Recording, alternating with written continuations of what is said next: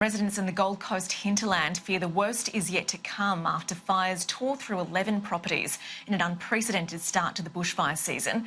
Queensland Premier Anastasia Palaszczuk has vowed to help the community of Beechmont get back on its feet. An outpouring of love for emergency services. They're absolute angels, you know.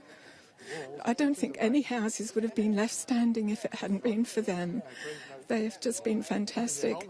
We're next to the 5 properties that burnt on the ridge, and the fire stopped just where our boundary is. Diane Hicks and her husband have only just moved back into their home, adjacent to where 5 burnt down on Timbara Drive.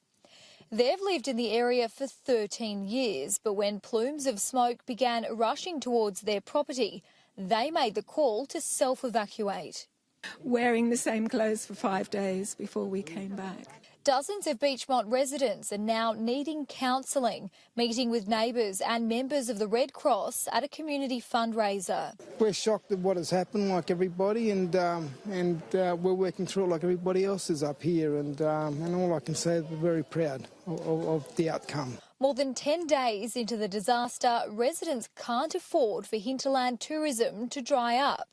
After seeing the devastation firsthand, Queensland Premier Anastasia Palaszczuk has announced plans for a post-disaster tourism campaign to get the region back on its feet. Despite a brief reprieve in conditions, the Bureau of Meteorology is warning of higher temperatures, stronger winds, as well as the possibility of a storm on Monday and Tuesday, which will raise that fire threat from high to very high once again. We don't want the dry storms, which we have lightning, and we do in this elevated country.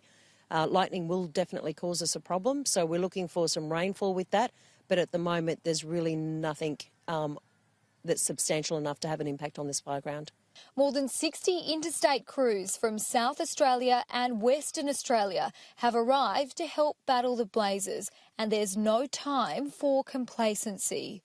Julia Bradley, Sky News, Gold Coast.